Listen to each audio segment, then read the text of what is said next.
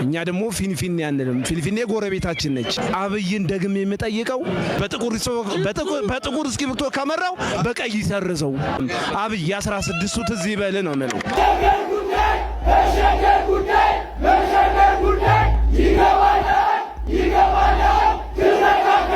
በመጨረሻም የአዲስ አበባ ወጣቶች አደባባይ በጨዋነት ወጥተው ለጠቅላይ ሚኒስትሩ ጥያቄን አቅርበዋል። ይህን ተከትሎ በሀገራችን ውስጥ ከፍተኛ ግብር ከፋይ የሆኑ ባለሀብቶችም ዝምታቸውን ሰብረዋል። በዚህም ጉዳዩ ተጠናከረ ባለበት ሰዓት ጠቅላዩ የሰጡት መግለጫ ለብዙዎች እፎይታን ሰጥቷል። አዲስ አበባ የማናት የሚል ጥያቄ የኦሮሞ ክልል የኦሮሚያ ክልል ልዩ ጥቅም አለው ሲባል በሚያቀርበው ግብአት ልክ እዚህ ዙሪያም ጠቅላዩ በጋዜጠኞች ብሎም በአዲስ አበባ ወጣቶች ለተነሱ ጥያቄዎች የመለሱትን ምላሽ አንድ ባንድ እንመለከተዋለን። ቪዲዮ ብዙዎች ጋር እንዲደርስ ሴረኛው ሽመልስም የያዘውን አጀንዳ እንዲያቆም ሼር ላይክ አድርጉት። ተበዳይ ዝም ሲል ተከሳሽ ይሆናል ይላል ያገሬ ሰው። ኢብራሂም ትራውሬ we love you። በመጨረሻም የፊንቴክ ኢንቨስትመንት ግሩፕስ ጋር በመተባበር ማስታወቂያ ሰርቶ በርካታ ተስፋ የሰነቁ ወጣቶች ገንዘባቸውን እንዲያጡ አድርጓል በሚል ክስ ተመስርቶበት የቆየው መንሱር ጀማል በዋስ ተፈቶ መውጣቱ አይዘነጋም ነበር። ታዲያ አሁን እየተሰማ ባለው መረጃ እሱም ልክ እንደ በረከት ገበሬዋ ሀገር ጥሎ ኮብልሎ ቡርኪና ፋሶ ገባ ስለሚለው ወቅታዊ ጉዳይ ላይ መረጃዎችን ሰጣችኋለሁ።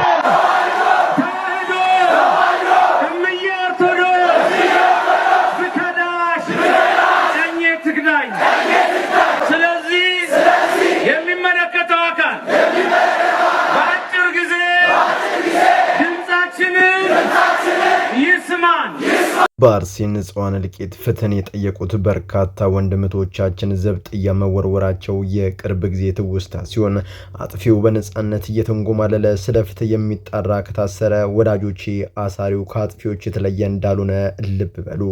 በዚህ ወንድሞቻችን ከጊዜ በኋላ የተፈቱ ሲሆን ቀሲስ ዶክተር መዝገቡ ካሳ ግን ዛሬን ድረስ በእስር ላይ መሆናቸው እጅግ በጣም ልብ ሰባሪ ነው።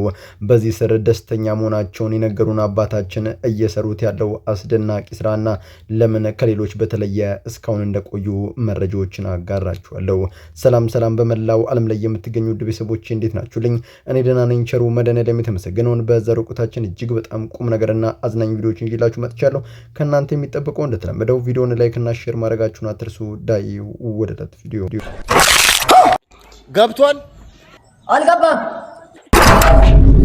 አሁንስ አልገባም? አሁንስ አዎ ዲሹ በገብቷል። ልጁ ለጥቂት ነው የተረፈው። በዲሳን ስትመጡ ሰርጉት ወገንታት። አንዳንዴ አላውቅምን ማን ገደለብን? ቆይ ብዙዎቻችን አላውቅም ማለት እፍረት መስሎን ስንት ጥፋቶችን አጥፍተን ይሆን? እንዲሁም በርካታ የኛን ህይወት ሊቀይሩ የሚችሉ ትምህርቶችን እናውቃለን በሚል ብሬት አተናቸው ሲሆን ለእናንተ የሚቀርብ ጥያቄ ነው። ወዳጆቼ መማር ከፈለጋችሁ ከአጉል አዋቂነት ውጡና በደንብ ተማሩ። ያኔ አይደለም ዲሽ ሳተላይት ታመጥቃላችሁ። በፖሊስ ስትያዙ ልክ በፖሊስ እንደተያዛችሁ አራት መብቶቻችሁን ተጠቀሙ። አንደኛ በምንድነው የተያዝኩት ብላችሁ የመጠየቅ አዝማማር ለአመታት የአደገኛ ወዘኖችን ጥጋብ ስታ ገና ለምንድነው የተያዝኩት የሚለውን ነገር ሳትጨርሱት እቺዱላ ጀርባችሁ ላይ ስተርፍ ይታወቃል። እሺ ከዛስ? ሁለተኛ ዝም ማለት መብት አላችሁ። ወጀነ ጥያቄ ጠየቁ ዝም ብትል በዚህ ባልተመረመረ ከስክስ በአንድ እርግጫ ያልተጠየቀውንም ሳይቀር እንድትለፈልፍ ያስገድደዋል። ልጅቷ እንዳለችው በሰለጠኑት ዓለማት በፖሊስ ከተያዛችሁ በኋላ ለሚያቀርቡላችሁ ጥያቄ መልስ ባለመስጠት ከጠበቆቻችሁ ጋር በመነጋገር አሊያም ለፍርድ ቤት ብቻ ስለተፈጠረው ነገር ማስረዳት ትችላላችሁ። በእርግጥ ህጉ እዚህም እንደዚያ ነው የሚያወራው። ነገር ግን መሬት ላይ ሲወርድ ግን አንዳንድ ቅመሞች ተጨምሮበት በዱላ ወደ እናንተ እንዲደርስ ይደረጋል። ቻለው አሉ ኢታማዦሩ። እስቲ ልጸልይ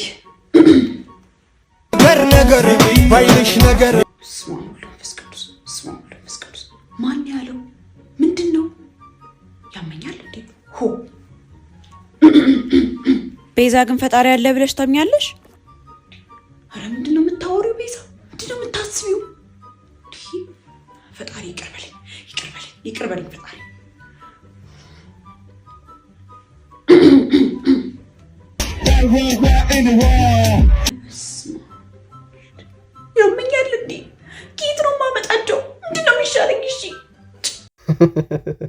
አይዞሽ ቤዛ፣ ይህ ሁሉ በመንፈሳዊ መንገድ ላይ ያለ ሰው ፈተና ነው።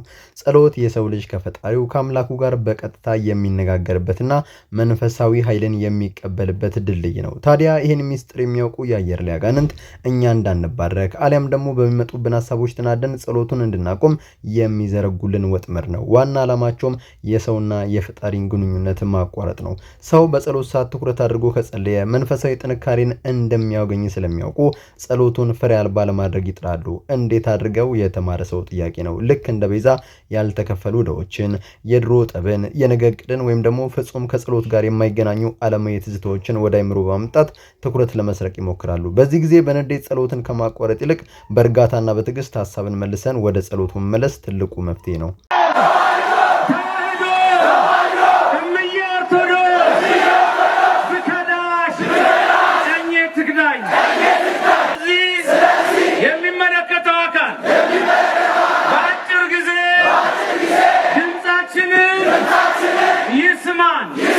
ዳይ በሚሸልልበት ፍትህን የሚጠይቅ በሚታሰርበት ስርዓት ውስጥ አጥፊውን ለይተህ ለማወቅ ሩቅ መሄድ አይጠበቅብም። እዚያው ከገዳይ ጀርባ ነው ያለው።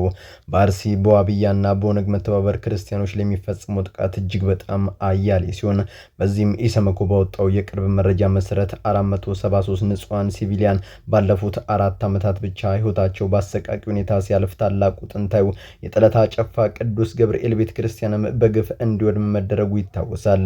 በዚህ ሁሉ ጊዜ ውስጥ ግን የክልሉ ፕሬዝዳንት ሽመልስ አብዲሳም ሆነ ጠቅላይ ሚኒስትሩ አንድም ቀን ወጥተው ሲናገሩ ለዜጎችም ሲደርሱ አልተመለከትንም። በባለፈው ጊዜ ግን የዓለም አቀፉ ህብረተሰብ ሆነ መላው ኢትዮጵያን የመንግስትን ዝም ማለት በእጅጉ ሲታቹ ጠቅላዩ መቋቋም ቢያቅታቸው በፓርላማ ለቀረበላቸው ጥያቄ ድርጊቱ ሃይማኖታዊ አይደለም፣ ህይወታቸው ያለፈው ንጹሃንን ለመጠበቅ የሚታገሉ ሚሊሻዎች ናቸው ሲሉ ተሳለቁ። በዚህም በሰዓቱ በኦርቶዶክሲያን ውልቂት በቤተክርስቲያን መከራ ዝምታቸውን ሰብረው ፍትህን የጠየቁ በርካታ ወጣቶች ሲታሰሩ ከቀናት በኋላም ሲፈቱ ቀሲስ ዶክተር መዝገቡ ካሳ ግን እስካሁን ያለ መለቀቃቸው ምክንያት የብዙዎችን ጥያቄ ያስነስተዋል። እኛ ለምን እንቸገራለን? ለምን ሰዎች ጎዳና ይወርቃሉ? ለምን የሚበሉት ዳቦ ያጣሉ? እኛ አባት ፖለቲከኛ አሊያም ህዝብን የጎዱ ሙሰኛ አይደሉም። ይልቅስ የማያልፈውን የወንጌል ቃል በእምነት እየዘሩ 30 60 መቶ ያማረ ፍሬን የሚያፈሩ ትውልድንም ከጥፋት የሚታደጉ ድንቅ አባት ናቸው። ዛሬም ቢሆን ቀሲስ መታሰራቸውን እንደ በጎ አጋጣሚ መጠቀም በስር ላይ የሚገኙ በርካታ ኢአማንያንን በማስተማር ክርስቶስን እንዲቀበሉ አድርገዋል።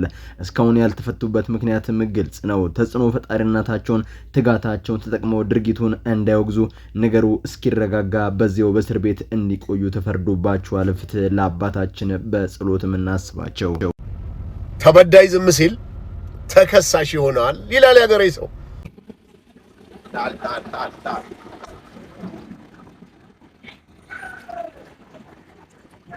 ይሄ ታርጋ የምን ሀገር ታርጋ ነው? በፊንቴክ ግሩፕስ ጋር በጥቅም በመመሳጠር በርካታ ወጣቶችን አስበልታቸዋል ሲባል በበርካታ አርቲስቶችና በሶሻል ሚዲያ ተጽዕኖ ፈጣሪው መንሱር ጀማል ላይ ክስ ተመስርቶ መታሰራቸው አይዘነጋም ነበር።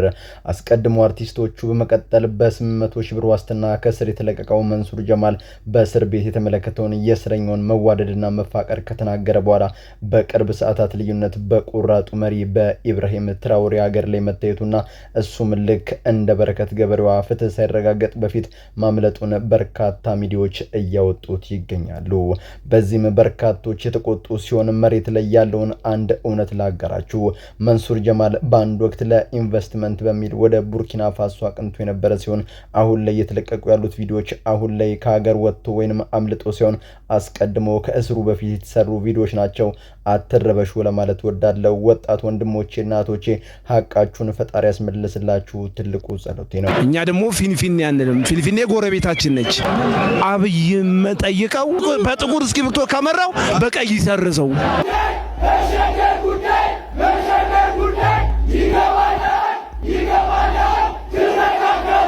የሀገራችን የምክክር ኮሚሽን የተቋቋመው መፍትሄ ለማምጣት ወይንስ ለመከራከርና ለመበጣበስ ሲሉ በርካቶች ጥያቄን በሚያነሱበት በይሳት የአዲስ አበባ ወጣቶች ከጫፍ እስከ ጫፍ በመነሳት በተረጋጋና በጨዋ ደንብ ለጠቅላዩ ጥያቄን አቅርበዋል።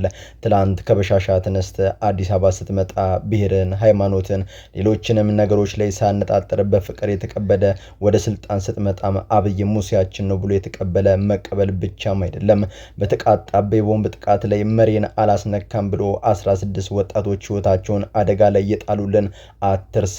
ዛሬ በነሱ ደም አዲስ አበባ ላይ መወሰን ካቃተና ህገ መንግስቱ ረግጠ አዲስ ነገር ለመጻፍ ካሰብክ በጥቁር እስክሪብቶ እንደመራው እዛው በቀዩ ሰርዘው ሲሉ ይናገራል። ጥቁር እስክሪብቶ ከመራው በቀይ ሰርዘው። አብይ 16ቱ ትዝ ይበል ነው ማለት የ16 ሰው የሰው እግራቸው የተቆረጠ በፍቅር የተቀበሉ ሰዎች ደም ይጮሃል። ወጣቶቹ ለጠቅላዩ በርካታ ጥያቄዎችን በማቅረብ አዲስ አበባ የሁሉም ብሔር ብሔረሰቦች መጠለያ የአፍሪካ ህብረት መቀመጫ ናት፣ ማንም እንደፈለገ ይዘውራትም፣ እኛም አንፈቅድለትም ሲሉ አስምሮ የተናገሩ ሲሆን የጠቅላዩስ ምላሽ ምን የሚል ነበር? አድምጠነው እንመለስ። አዲስ አበባ የማናት የሚል ጥያቄ በእኛ ደረጃ አንስቶ መወያየት አሳፋሪ ነገር። ዘመናት በሰላም በፍቅር በኖርንባት መዲና ላይ አዲስ አበባ የገሌ ናት፣ አዲስ አበባ የገሌ ናት ብሎ መነጋገሩ እውነት በጣም እጅግ በጣም አንገት ያስደፋል። ማናት የማን አይደለችም ብሎ የሚከራከሩ ሰዎች ምንድነው ከጭንቅላታቸው ጀርባ አስቀምጦ ስለዚህ ጉዳይ የሚነጋገሩት የሚለውን በራሱ አውድ ማየት ያስፈልጋል። ቀድሜ እንደነገርኳችሁ የአዲስ አበባ ጉዳይ በስፋት እንዲነሳ ያደርጉት ሽመልስ አብዲሳና የሱ ካቢኔዎች ናቸው። በምክክር ኮሚሽኑ ላይ ስልጣናቸው በመጠቀም በኃይሌ ሰዎችን ሐሳብ የሚጫኑ እንዳሉ ፕሮፌሰር መስፍን አርያ ስላሴ በባለፈው ወቅት አልሸሸጉም። አዲስ አበባ የኔ ናት ስል ያንተ አይደለችም እያልኩ ሆነ ስቻለሁ። የኔ ሆና ያንተ እንዳልሆነች ለመናገር የሚደረግ ሙከራ ከሆነ ግን ስህተት ነው። አዲስ አበባ የሁላችንም ናት። ጀርባ ያለውን ድራማና ሴራ ለራሳቸው እና ጠቅላዩ እንዳሉት አዲስ አበባ ማለት የሁላችንም የኢትዮጵያን ብሎም የመላው አፍሪካውያን ህዝቦች መቀመጫ ስፍራ ናት። ታዲያ አሁን ባለው ወቅታዊ የመረጃ መሰረት ጠቅላዩን ጨምሮ ከንቲባዋ የያዙትን አቋም በደንብ አሳይተዋል። በዚህም ህገ መንግስቱስ ምን ይላል የሚለውን ከራሱ ከጠቅላዩ አንደበት አድምጠነው እንመለስ። አዲስ አበባ የፌዴራል መቀመጫ መሆን አለባት። በቻርተር የምትተዳደር ከተማ መሆን አለባት። ነገር ግን ከአጎራባች በአጠራት ክልል ውስጥ ባላት ዘርፈ ብዙ ግንኙነት የተነሳ ልዩ ጥቅም ማክበር አለባት የሚል ህገ መንግስቱ አስቀምጧል። ህገ መንግስቱ በአንቀጽ 49 ከቁጥር 5 ላይ የኦሮሚያ ክልል በአዲስ አበባ ላይ ልዩ ጥቅም አለው ሲል ከተማዋ ሙሉ በሙሉ የክልሉ የተከበበች በመሆኗ ምክንያት የሚፈጥረውን የጋራ መስተጋብር ለህግ ለማስተዳደር ያለመ እውነታ ነው። ይህ የልዩ ጥቅም ሀሳቦች የሚከተሉትን ዋና ዋና ነጥቦች አጣምሮ የያዘ ነው። ከተማዋ ለህልውና የሚያስፈልጋትን ውሃ፣ አሸዋ፣ የቆሻሻ ማጥያ ቦታ የምታገኘው ከዙሪያ ባለው ክልል በመሆኑ ይህንን የጋራ ሀብት አጠቃቀምና የማህበራዊ አገልግሎት አቅርቦት በፍትሃዊነት መምራትን ያመለክታል። የከተማዋ የኢንዱስትሪ እንቅስቃሴም ሆነ የቆሻሻ አወጋገድ በክልሉ ነዋሪዎች ላይ የጤናም ሆነ የአካባቢ ብክለት ተጽዕኖ እንዳያመጣ እንዲሁም የጸጥታ ጉዳዮችን በጋራ ማስተዳደርን ያካትታል። ከተማዋ ስትሰፋ በዙሪያው ያሉ የክልል አርሶ አደሮች ከመሬታቸው እንዳይፈናቀሉ፣ ከተፈናቀሉም ተገቢውን ካሳና የኢኮኖሚ መልሶ ማቋቋሚያ እንዲያገኙ ህጋዊ ከለላ መስጠት ላይ ያነጣጠረ ነው። የህግ ክፍተትና የፖለቲካ እውነታ ህገ መንግስቱ የልዩ ጥቅሙ ዝርዝር በህግ ይወሰናል ብሎ ያስቀምጣል። ነገር ግን እስካሁን ድረስ ይህንን ጥቅም በግልጽ የሚተረጉምና አፈጻጸሙን የሚወስን አዋጅ በህዝብ ተወካዮች ምክር ቤት ባለመጽደቁ ጉዳዩ በኢትዮጵያ የፖለቲካ መድረክ ላይ ከፍተኛ የውዝግብ ምንጭ ሆኖ ቆይቷል። በአጭሩ ድንጋጌው አዲስ አበባ የፌዴራል መንግስቱ መዲና ብትሆንም ከኦሮሚያ ክልል ጋር ያላትን መነጠል የማይቻል ጂኦግራፊና ኢኮኖሚ ትስስር ህጋዊ ቅናና ጥበቃ ሊኖረው ይገባል ሲል አክቲቪስቱ አማኑኤል ይናገራል። ኢትዮጵያን ፖለቲካ አሁን ያለውን ሁኔታ በትክክለኛ አቅጣጫ እንዳይሄድ ባልባሌ ጉዳይ ጊዜ እንድናባክን የምንፈልግ ሰዎች ናቸው አጀንዳውን ኢንተርቴን የሚያደርጉት። እዚህ ጋር በደንብ ልብ አድርጉልኝ። ጠቅላዩ ስም ባይጠሩም ከማን ጋር እየተገዳደሩ እንዳሉ በግልጽ የሚያስቀምጥ ነው። ኦቦ ሽመልስ አብዲሳና ካቢኔዎቻቸው በአዲስ አበባ ጉዳይ ጠብ ለማስነሳት ያልፈነቀሉት ድንጋይ የለም። በባለፈው ጊዜ የነበራቸውን ድብቅ ስብሰባ በደንብ አድርጌ ያሳይቻችሁ እንደነበረ ታስታውሳላችሁ። ለአዲስ አበባዎች ይሄ አጀንዳ ሊሆን አይችልም። ከተማ የሚያስፈልገው የሁሉ አቃፊ ተሸካሚ ስለሆነች እቺን ከተማ እንዴት እንቀይራት ነው የኛ አጀንዳ መሆን። በዚህ ጉዳይም ታዲያ ጠቅላዩ ለአፈንጋጩ ሽመልስ አብዲሳና በስሩ ለሚገኙ ካቢኔዎቹ ለቀረበላቸው ጥያቄ በአደባባይ ምላሽን ሰጥተዋል። አዲስ አበባ የሁላችንም የኢትዮጵያን መጠለያ እንጂ የገሌ ብሔር የገሌ ዘር አይደለችም። ይህንን ቃል ይህንን ንግግር ለታሪክ አስቀምጡልኝ። ከዚህ በተጨማሪ ምንም በፖለቲካና ማህበራዊ አካሄዶች ከጠቅላዩ ጋር በሀሳብ ባልስማማም ሲል አክቲቪስቱ ኢማኑኤል ይህንን ንግግር ተናግሮ ዝርዝሩን ይቋጫል። በኦሮሚያ ክልል ህዝብን ሰላም ያሳ ያሳጣው ሽመልስ በጊዜ ከስልጣን ዘወር ካልተደረገ ለኢትዮጵያ ስጋት ነው ይታሰብበት ሲል ንግግሩን ይቋጫል። በመላው ዓለም ላይ የምትገኙ ውድ ቤተሰቦቼ ለዛሬ እናንተን ያስተምራሉ፣ ይጠቅማሉ፣ መረጃ ምናሉ ብያሰብኳቸውን ቪዲዮዎች በዚህ መልኩ አቀረብኩላችሁ። በቀጣይ በሌሎች አስተማሪ ቪዲዮዎች እንገናኛለን። ለዚህ ቻናል አዲስ ከሆናችሁ ምን ይጠብቃችሁ ነው? መለስ ያላችሁ ሰብስክራይብ፣ ላይክ፣ ሼር ማድረጋችሁን አትርሱ። ባላችሁበት ሁሉ ክፉ ሳይነካችሁ በሰላም በቸር በጤና ቆዩልኝ። ይመቻችሁ።